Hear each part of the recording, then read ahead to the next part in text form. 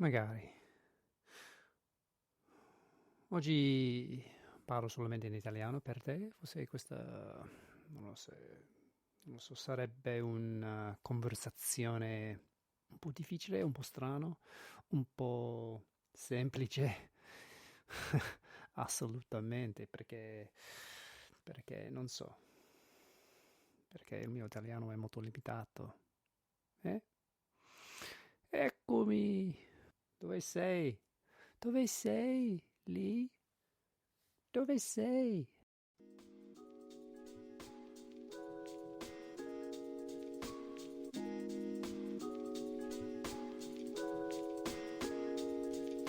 This is a podcast in which two friends have serious conversations about silly things and silly conversations about serious things. I'm Simon Ellis. And I'm Lee Miller. Welcome to Midlifing.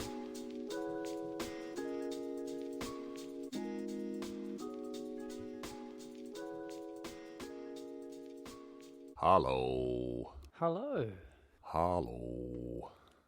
I like that. I like the very resonant hello. I can't even do it. I'm trying to be a foghorn. Hello. Ah, nice. If I were to say the words to you, Sweet Caroline, what would you do next? Bum, bum, bum. Different neighbours had a different party last night. Oh. Yeah. So instead of having really the sticks. shallows. So, Yeah. No, there was no... There was no Lady Gaga. Lady Gaga, there was... it seemed like these people were older than the previous party. Oh, don't. They were playing an unfathomable quantity of Michael Jackson. Don't they realise? Yeah, it is tricky because... yeah. Well, maybe I it don't was really the know what Jackson to say. 5. No, I don't know what to say about that one either. I think we've kind of touched on that before as well, haven't we? Which is, Yeah. does his music somehow become... Does it transcend his crimes? Oh. And are they crimes if he's not been convicted?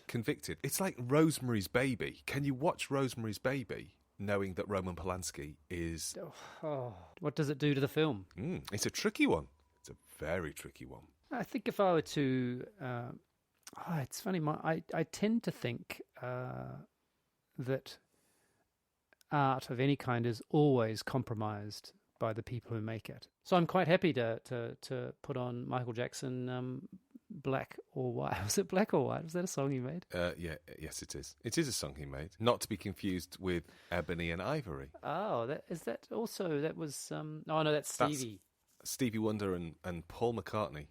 Paul McCartney knew how to do a duet, didn't he? No, Paul McCartney is fucking awful. Please don't make me go into how much I hate all the Beatles in their solo and group endeavours. Do you have a kind of a hierarchy of Beatles? Yeah, John is at the top of being the biggest arsehole. Is he? Yeah, George is at the bottom of being not that much of an arsehole, really. And then how do you split Ringo and Paul? Ringo next, then there's quite a big gap, and then Paul. Because Ringo did Thomas the Tank Engine, which, buys him out. But not doesn't get him below George. No, because George was just the youngest and the prettiest, and I think there's a Hamilton line in there as well. Something and the prettiest and the something New York Cityest. There we go. New York Cityest. I think I remembered that line. I watched the Hamilton. Did you? Did you watch it live or did you watch it on the television? I watched it on my iPad. I Yes, guess you could you call don't it a have a television, yes. I call everything a television. Yes, a screen. Or did you watch it live or on a screen? Although that distinction doesn't really work these days, does it? No, absolutely. I've seen quite a lot of live material through a screen. On a screen, yes. I watched it on a screen, not live, and it was really long, Lee. And yeah, it was. Still is. Musicals, I really liked it, but I was a little bit unsure about what the fuss was, and also it's just that whole breaking into song thing. I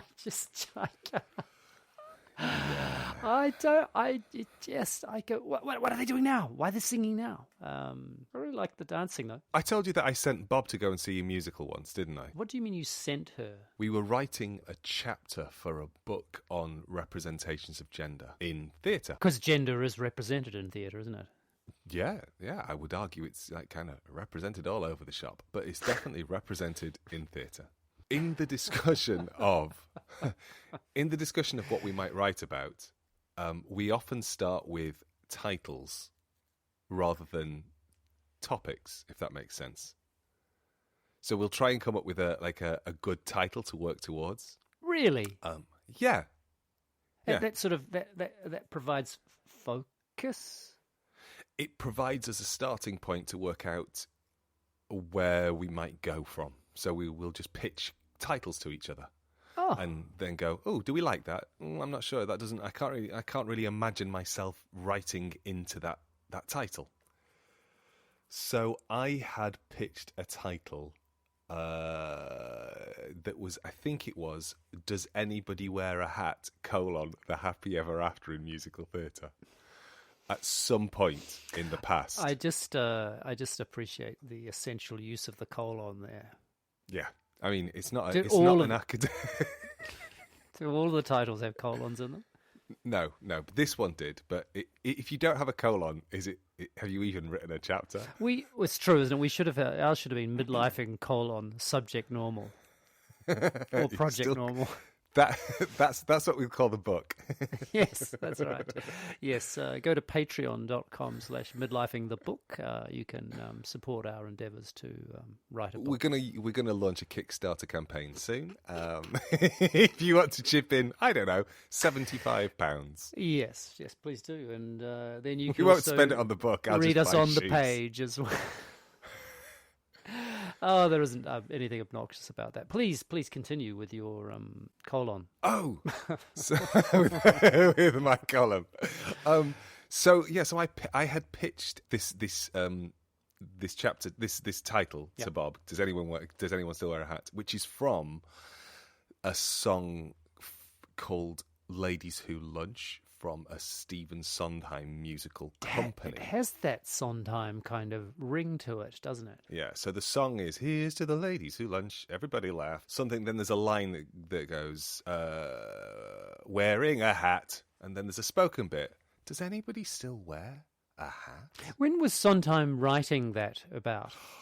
That would have been in the late 1960s. Right. It does remind me of a choreographer. Actually, this will come up later, maybe. But a choreographer I worked with was very big on people, giving ideas. And this person once said, after some ideas were sort of thrown in, not only conceptual ideas but also physical ideas. Great. Okay, that's great. Wait. I just need to check. So when a physical idea is offered, does that mean somebody does a little dance? Yeah, exactly. Like, like here's a little number, a little maneuver, like with a hat, right, gotcha. with the top hat. How very Fosse. And said, okay, great. That's great. Should we cut it now or later? Just in case you weren't sure who the boss was. I love that. Yeah. I love that. Yeah. But I mean, I hate it as well. But yes, it's lovable and hateable and lovable. Yeah. It's equal parts delightful and obnoxious. Yes. I guess if I was in the room, I might have a different perspective on which side of that equation I land. Yes, and I think it would also depend on what's gone on before and after. And was it my maneuver? Indeed. Your maneuver, your Valsalva maneuver. So I had pitched this title for quite a long time ago because Bob had looked at me and went, "What do we know about musicals?" And I said, nothing at all. She went, "That might be reason never to write that." But we were then asked to write a chapter for a book, and I just pitched that to the editor, and they went, "Yeah, that sounds great." And I told Bob, and she was like, "Why the fucking hell did you pitch something?" Anyway, we never ended up writing about happy ever afters or company, or hats. Or hats. Hats did not come up. We ended up writing about girlhood in the adaptation of the film Heathers, which became Heathers the Musical, which is about to re-emerge onto the West End stage. Oh, yes. But I hadn't sent her to see Heathers. I'd sent her to see Waitress because I thought we were going to be writing about both things. And she got maybe 5 minutes into the musical. Hang on, this is physically present. This is physically. She was physically present because I. Where was it in Plymouth? Was it on in Plymouth? No, God, no. She was in London doing some work. You went to the Big Smoke. Well, she was already Oh, there. she was here, So yeah. what I did was I went on to. Oh no, this is one of those sentences that I will really struggle to say. I went on to Today Ticks. There's a lot of T's there. Wow. But also, thanks for your training. You got them all out there beautifully. I had to pause though, and I had to breathe, and I had to power through. With the tip of the tongue, the... I'm not doing vocal exercises, but breathing in and powering through is something that I think we can all learn from.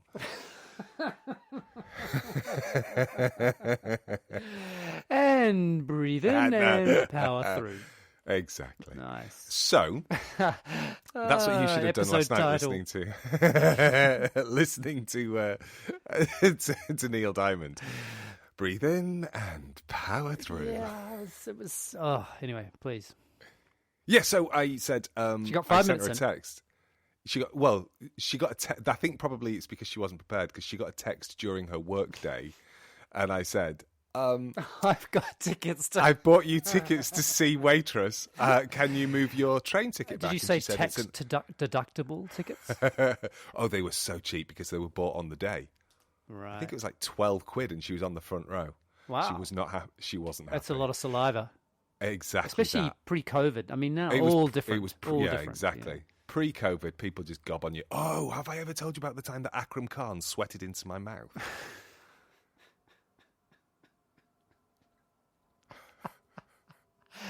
No, but I can't. I just can't wait to hear. I'll save it for later. Yeah. So there she is on the front row watching this, and she became one of those people who got her phone out in a show and just texted and said, "They won't stop singing." But she knew. She just wasn't prepared. I think she knows how musicals work because she's a very intelligent, very well-read, very thoughtful woman. But however, the I think reality... the experience of being in a room with lots of people around her who were very excited and and a kind of stage full of people sing yelling 8 times a week. Oh yeah, Everyone loves to mark a matinee. Exactly that. So she found it quite overwhelming. Yeah, but this is not what we're talking about today. You have a topic, or at least you wanted to tell me something. I did my homework. Oh my God! Yeah, did you? I did. So tell me what happened when you did your homework. Are you okay? Just in case, actually, I was having a conversation with a friend yesterday who was talking about this podcast, and we laughed about the idea of someone coming new to it and what on earth would be going on for them if they came new to it. Because in effect, it's like a series. I guess it is, isn't it? It's much more The Wire than it is, I don't know. The Bill? Thank you. That's okay. Nice comparison. I love that those two shows, they've often been compared, haven't they? Well, they're both police procedural. How different could they be? Exactly. Exactly. I was thinking of like I Dream of Jeannie, so I just wasn't quite sure. It's funny where you go, isn't it?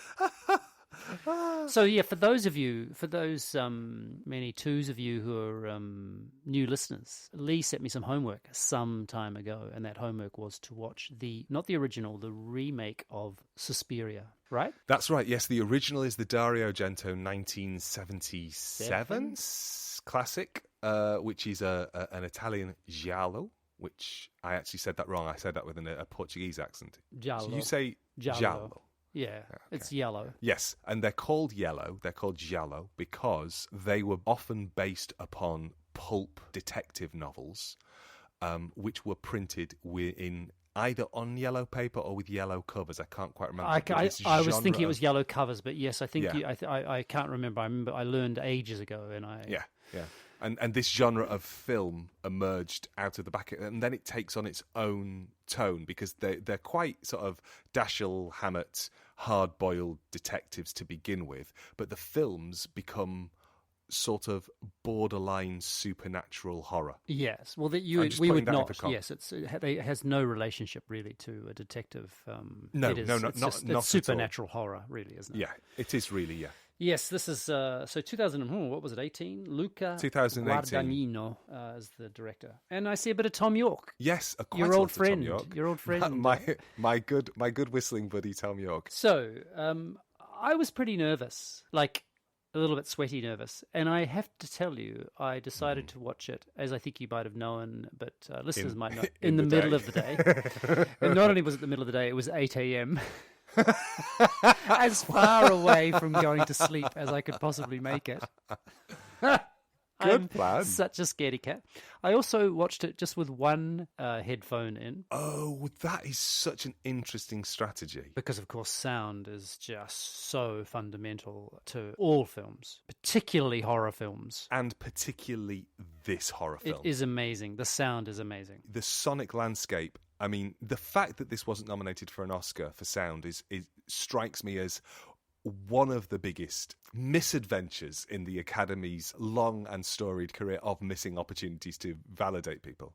So good idea. But yeah, because I knew that having outside noise would help keep my heart rate down.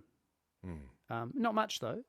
And the other thing I did, was to watch in relative. I couldn't complete it. No, I had to stop. It's in acts, so that's quite handy for you, isn't it? I didn't choose acts. I just went, I need to stop now. This is too much. I'm stepping away. And the best part, I mean, there are lots of, I took lots of notes, by the way. Oh, wow. Yeah, like I did homework. I'm giddy. By 1:30, I still hadn't finished it. It's a 2.5-hour film. I was going to say, it's a long film, but it ain't that long.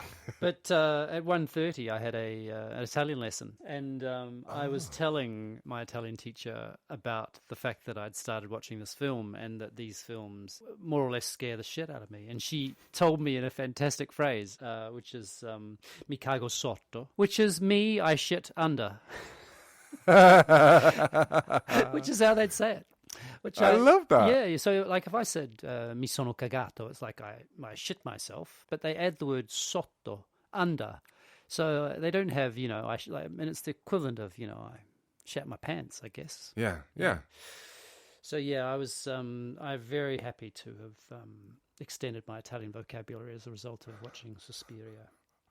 Hard to get away from Tilda. She does play 3 roles. But she's everywhere as well. Yeah. Well, not in the film. I mean, she's in a lot of films I see, Tilda Swinton. Oh, I see. You mean in general it's hard to get away from Tilda, not in this particular film where she plays 3 roles. No, that's right. But I'm a little... Oh, also, spoilers. There's probably going to be spoilers here, isn't there? Oh, there's definitely going to be spoilers. Yeah. So, spoiler alert. Tilda Swinton's in this film. And it's just that slightly, I find it's so funny, isn't it? How an actor who I've watched so many of her films and takes so much pleasure in watching so many of her films, but there's something where it's like the acting starts to feel as if, because she plays so many characters which are always just slightly, slightly odd. Off-centered. Off-centered, thank you. And so it almost feels like she's dialing in the off-centeredness.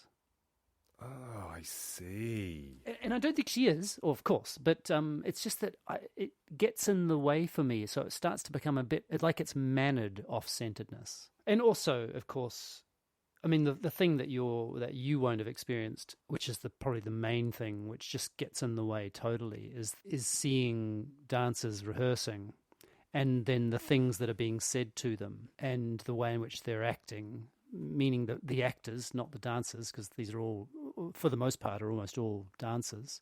Yes. That the actors, it's just not right. Yeah. Right. And of course, why would it be? Like, it's not, Yeah. It's a little bit like if I'm walking past some tennis courts, I can just see someone walking on the tennis court and have a pretty good idea of how good they are. They don't even have to be, in fact, just by how they're carrying their racket, I can have a pretty good feel for how good they are. I was interested in your perspective of this as a dance film, because it's effectively a 20-minute dance film in a 2.5-hour long sort of exegesis on guilt and shame. Guilt, shame, yeah, absolutely. Yeah. And I actually thought it was a fantastic film, by the way. I really did. Oh, I'm so glad you like it. I just thought as a kind of an exposition of German guilt, post-war German guilt. And there's some aspects of just what's the person, of course, who I pretty much the only man in the film is this elderly man, Dr. Klemperer. Yeah, Dr. Klemperer, exactly, who's the grieving. psychiatrist. Yeah. Yeah. And I so identified with him. But there's that amazing scene towards the end where he's just saying, "I am innocent. I am innocent." He's just repeating it over and over again, and it's just it is so powerful. It is a masterclass in how to remake a film and still have a connection to the source material, but be in no way, shape, or form retreading the same ground. Is that right? Is the first film not about German guilt and shame? No, the first film is set in Berlin in 1977 because it was made in 1977. So that's just an accident of the moment. But they make this, yeah. But the Dario Argento film is all primary colours. It's reds and blues and greens. It's saturated. It's absolutely beautiful again to look at. It again has an amazing score by a band called Goblins. Da-ding, ding, ding, ding, ding, ding, ding, da-ding, ding, ding, ding, ding, ding, ding. Is that the score from the film, or is that that's the score? That's the score from the film. It's much more, I guess, a traditional synth-led 1970s horror vibe. It's really good. It's I mean, if anybody's scared of horror films but quite likes listening to things, go and listen to the original soundtrack of Suspiria. It's one of the best. The original one is, like I say, all primary colours, and this one is all greys and beiges, and it's very muted. It's post-war Berlin, really. Mm-hmm. I mean, even though it's 30 years after it. Yeah. The remake is set in kind of effectively Tilda Swinton plays a version of Pina Bausch. She does, and of course the dancing it's strongly modernist in a way, even that Pina Bausch's work wasn't, but it's very symmetrical and very angsty. It's in German would it be Ausdrucktanz, which is expressionism really. And it has this kind of, I was so reminded of so many kind of classic modernist pieces, but also Anna Teresa de Kersmaker, this, repetition of women kind of half self-flagellating and dropping on their knees and, in a kind of mechanical way. Damien Jallet is the choreographer. That's correct, yeah. He kind of restages one of his own works, kind of. Right down to the costuming. It's also the other thing about it is that I've just worn too many costumes that are just a little bit like that. That's the thing about it. It's just also so much of it's so close to the bone. The idea of dancing until you're kind of lost and all sorts of things which are... And, there's a moment where there's the... Sarah is the friend of the main dancer girl, Susie. Yes, that's one way of understanding her, or you could think of her as the main protagonist because she is the person on whom all of the weight rests up until there's a pivotal moment in the plot where it doesn't. So, exactly. Because this whole thing is about passing power from woman to woman, and then what happens when the women are rejected, when they're not quite fit for purpose. Yes, there's a moment where she's talking to the psychiatrist in a cafe, and she says, "It's a dance company. We're not talking about anything else," which I just thought was hilarious because that's part of the thing, which is, it's partly why I shared that story about the choreographer at the beginning, which is dance companies and those it's all a little bit strange. Yeah. So it's obviously a complete stretch what's going on here, but not so much of a stretch that I don't see the relationship psychologically with what goes on in dance studios and what is happening in this film. Yeah, and that's why it's so far away from the first one, because the first one is it's set in a ballet academy. Yeah. And it was written by Dario Argento's wife, Daria Nicolaodi, although I'm not sure she's credited for it, but she did write the story. And she imagined it as being a kids' film, effectively. So she wrote it with 11 and 12-year-olds in mind in a ballet school, which is why there's a line in the original where girls whose names begin with S are really snakes. And then Susie sticks her tongue out, and you're kind of going, these are 25-year-old women. Why the fucking hell are they behaving like 9-year-olds? So it's got some of that left over. It's very much a kids' film on adult bodies with horror. It's a weird mix, but it's maybe got sort of 5 minutes worth of dancing in it. Right. If Well, that, you're right. This is really so much about dancing and what happens to our bodies and in our bodies and the expression of ourselves through our bodies. And yeah, definitely. I was watching it as somebody who has been, and I'm going to use that word again, dance adjacent for 20 odd years. Yeah. But I'm not a dancer. But I've worked alongside dancers. And so for me, because I've never been in a dance company, but I've watched dancers make work. I've been in a room while dancers make work. Yeah. But I've not, it's not, my body has never been implicated in those narratives. So I'm always a witness. I'm never a participant in that way. And it has this really interesting semi-resonance for me that I'm going, oh, this feels sort of familiar, but I wonder what it feels like in the body of somebody who's really, really engaged with it. Oh, I'm glad you watched it. Oh, I'm really glad I watched it too, although, it's pretty painful. It's just that I just don't like that feeling. It's so interesting, isn't it? It's sometimes I feel it's a failure of my imagination. I don't mean that I don't mean I'm kind of whipping myself about it, but like when I think of that kind of film, and I just think, it brings me so little pleasure while it's happening. Don't think it's a failure of imagination at all. I think it's quite the opposite. Oh, that's interesting. Because of the feeling that is generated. Yeah, it becomes real.